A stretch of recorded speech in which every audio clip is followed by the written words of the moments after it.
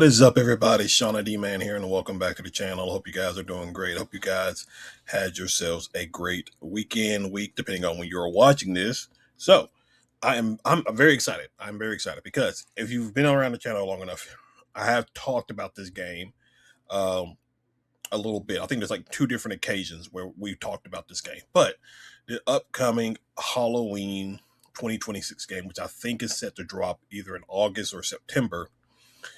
Last week we just got a new information about the game revolving around the gameplay mechanics, I believe, and maybe the multi. Let me see. Yeah, it's the official multiplayer overview for the game. Now, if you played the Friday the 13th game, it it seems that Halloween is going to play somewhat like that, where it's a group of you. I think it's five or six, um, where one person is the killer, the other person, and the other people are going to be like the people trying to escape. Now, in the Friday the 13th game, there were several different ways that you could have escaped Jason. One, you could repair a car to drive away. Two, you could call the police and then wait for the police to arrive. Three, you could drive a boat. And then I believe the fourth one was you could kill Jason, but you would need Tommy for that to happen. You need Tommy and then Mrs. Voorhees' sweater to make that happen. So there was multiple ways that you could kill or at least get away from Jason in that game. Now in Friday the 13th, oh, I'm sorry, in Halloween, it seems to be a little bit different on how they're going about it. Now, I always see Michael is presented as a character that can't be killed. I mean, same thing with Jason, but I'm very curious to see on how this game is going to be. So the video we're going to watch is about 7 minutes. So I may just like stop in between and just give my thoughts about it. But other than that, let us check out the multiplayer overview for Halloween. Ooh.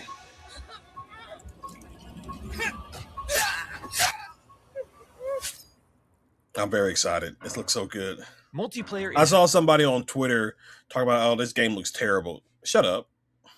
Shut up. I don't care. Halloween is a 1v4 asymmetrical horror Okay, experience 1v4. that pits the residents of five in Haddonfield general against the shape of pure evil, Michael Myers.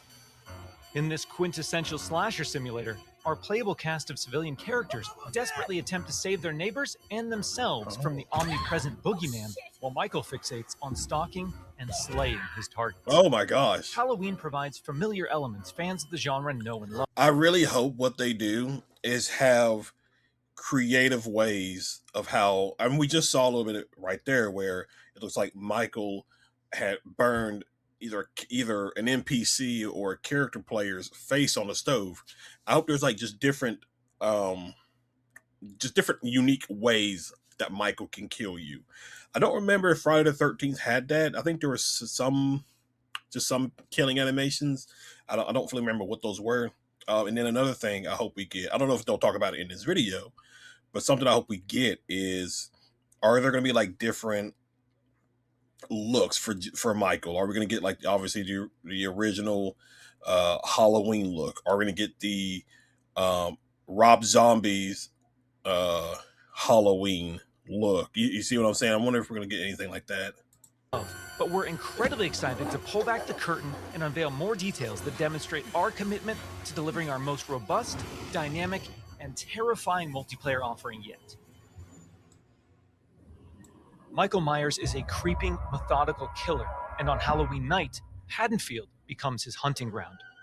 Now, for those who have not looked much into this game, so Haddonfield is they fully recreated Haddonfield, from, if I remember correctly, from reading an article a couple months back about it, where it's open world, but it's also not open world. Obviously, you're in a sandbox, but they recreated some of the iconic places that we see in Halloween, and maybe some others from the Halloween franchise in general. So I think we'll hear a little bit about that as well. Boogeyman's primary desire is to eliminate every living resident in this quiet town. But he also begins each match with a list of special targets that supply greater rewards if killed before time expires. Ooh. These unfortunate residents are positioned across various sites in the map, and Michael players are empowered to use their Nightmare suite of abilities to locate, terrorize, and ultimately execute their victims and anyone bold enough to interfere with their bloodthirsty ambitions. I wonder how many people are actually in this town. Like, how many people are going to be in the town that Michael has to kill? Like, I mean, obviously you have the NPC characters, or I'm sorry, the player characters, but then like the NPCs, like how many are going to be in it? So I'm very interested to know about that. Killer Sense allows players to step behind the mask and stalk the residents of Haddonfield. When using this skill and entering the first-person perspective, Michael becomes aggressively aware of his surroundings and the proximity of potential prey. Okay. By focusing on targets with murderous intent, Michael builds varying levels of stalk, which aid him in identifying and tracking targets and open increasingly satisfying options for executions. Ooh. I like An that. effective killer always keeps their victims unaware of their presence until those final fatal moments. While historically Michael Myers isn't known for his speed, fundamental abilities like shape jump amplify the shape's mobility with hauntingly unpredictable results. In shape jump, Michael slips into the shadows Oh, to move around and he literally went through the door. In shape jump, Michael slips into the shadows to move around environments unseen. Not only does this increase Michael's base movement speed, but it also provides access to other powerful traversal options, including Shape Dash, which sends Michael lunging forward with violent momentum. Shape Jump is confidently one of the most powerful tools at Michael's disposal and supplies unlimited possibilities for iconic jump scare moments. Stay cool. However, that potency comes with a few major caveats. Our masked antagonist can only enter and exit Shape Jump while in the cover of darkness or outside a resident's line of sight. Okay. The light may provide temporary reprieve for the residents of Haddonfield, but Michael can work to remove sources of illumination by shutting off lights, cutting power, and even catalyzing temporary blackouts. Despite the unquestionable malevolence of Michael Myers, his horrifying homecoming to Haddonfield won't be welcomed without resistance. As the body count climbs and evidence of the boogeyman's presence becomes undeniable, local authorities, residents, and distinct playable civilians may decide to gather weapons and face off against evil itself. Thankfully, Michael knows his way around sharp objects and will have multiple options for melee combat encounters. And if especially persistent Haddonfieldites do manage to get the upper hand in an exchange, don't worry. How the hell? It's not possible. We've said it once, and we'll say it again. You can't kill the boogeyman. Oh, that's actually cool. So you can't technically kill Michael. So I wonder if there is like a cooldown effect of like Michael can maybe shadow jump his maybe shadow jump his way like somewhere, and then there's like a cooldown. But that is pretty cool. Like so as the game goes on, the more people you kill, the more and more the rest of the town comes on alert.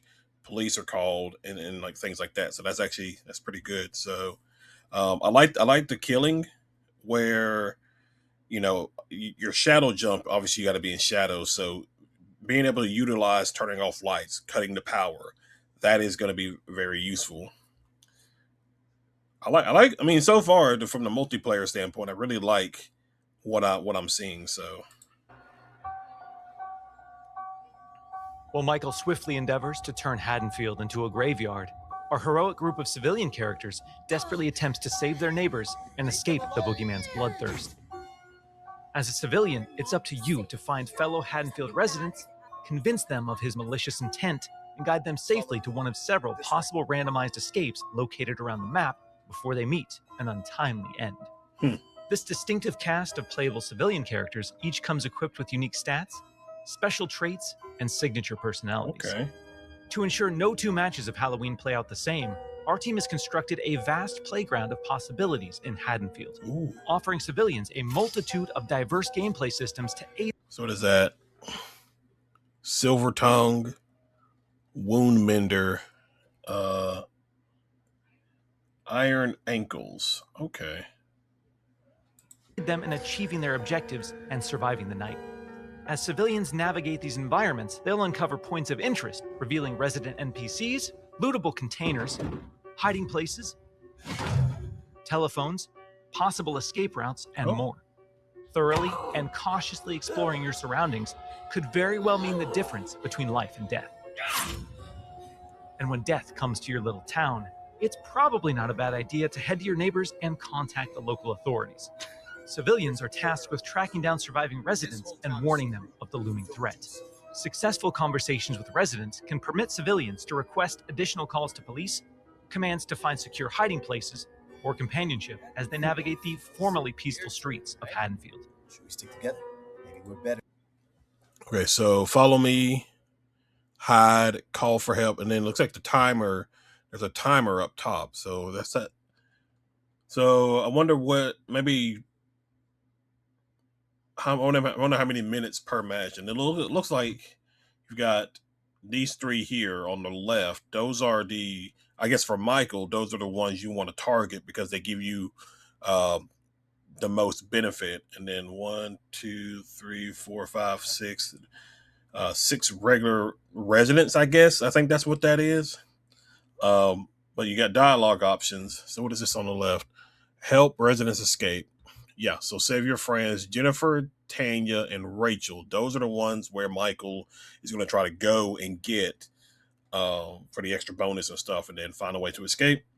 It's a little card right here in the bottom, and then just some other little things here in the bottom right. And let's see, follow me, hide, call for help, no escape discovered. Okay. So I guess when you find a way to escape Michael, if you're talking to a resident, that option would be available, and you would just tell them to go and escape. There's a team. Whether it's a local family friend or the authorities, there's safety in numbers. Once the innocent residents of Haddonfield have been located and persuaded, it's time for the civilians to plan their harrowing escape. Lootable containers scattered throughout the map contain weapons, distractions, and key items that can be used to unlock. Okay, it looks like, yeah, so it looks like they're in total 1, 2, 3, 4, 5. Back up a little bit. 2, let's see, 1, 2, 3, 4, 5, 6. So is there? I would assume maybe, I guess 10 in general, maybe with the residents and player characters combined for Haddonfield. So, and key items that can be used to unlock and access a variety of possible escape routes. The location of these items and escapes changes from match to match, so civilians greatly benefit from adjusting their strategies based on the objects uncovered. It's also worth noting that initiating these escape sequences generates a tremendous amount of noise, which will alert Michael to your exact location. So what happens in the likely event that a civilian becomes another display of Michael's wretched, inhumane nature? Well, their Haddonfield story isn't over just yet.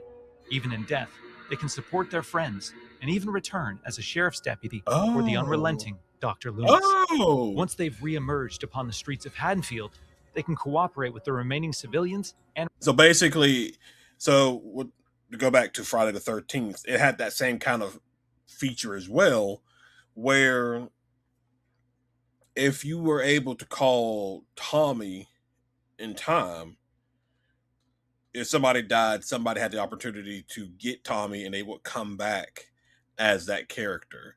That's pretty cool. But here it looks like you can come back as a sheriff's deputy or Dr. Loomis. And it looks like, so here on the map, we got the little mini map here. Plus, it looks like a 2-star officer rating. So I guess, that's the amount of like police that is out there now. You got a health bar and probably like health bar here, stamina bar on the bottom left.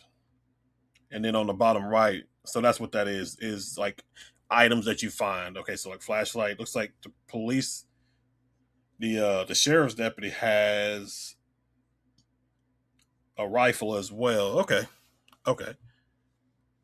Responding officers to try and put a stop to Michael's murderous rampage. Freeze where you are, Michael. You're coming with me. While he can't be killed, with enough community resistance, the proper equipment, and sheer manpower, he can be detained and shipped back to Smith's Grove. Oh, so they can actually capture him. Halloween is a legendary film with a genre-defining legacy, and our mission has been to bring the film's unsettling sense of dread to our asymmetrical horror sandbox.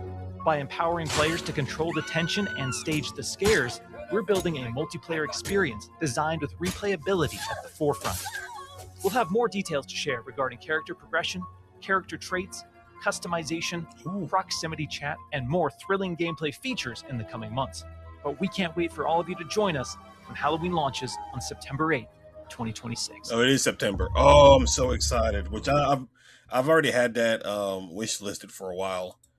So that is basically it, guys. That is just a quick little rundown for this Halloween multiplayer overview. I'm very excited. I'm very excited. I wonder when.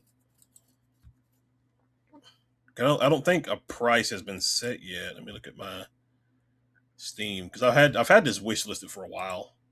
Ever since it first came out or was announced, I had it wish listed. Halloween.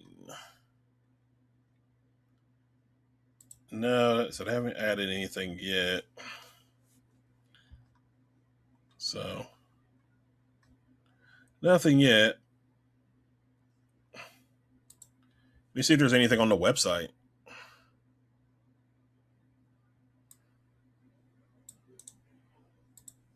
Let's see.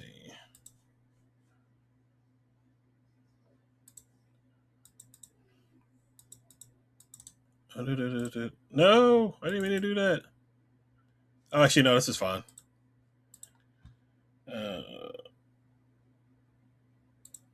All right, so I've already had a wish list. I just want to see if there's anything new.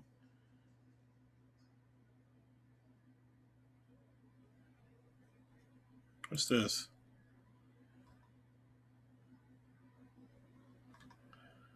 Oh,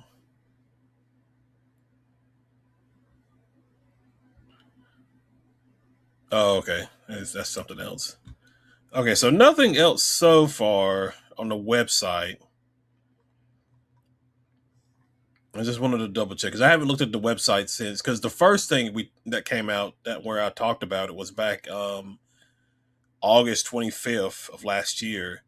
So I haven't looked at the website in quite some time, but it doesn't look like nothing else has really come out except for the video we just talked about. So other than that, I'm very much excited for this game. I really liked the Friday the 13th game. I wish the servers were still available for people to play, because I believe they shut down the servers and stuff like that. Because I would actually love to like play that again. But it is what it is. So I'm very excited for this game. You're definitely going to see it here on the gaming channel for sure. But other than that, guys, that is relatively it. Thank you for hanging out. Thank you for watching. If you are new to the channel, be sure you hit that like and subscribe button, comment below. But other than that, I will see you guys in the next video. Y'all have a good one.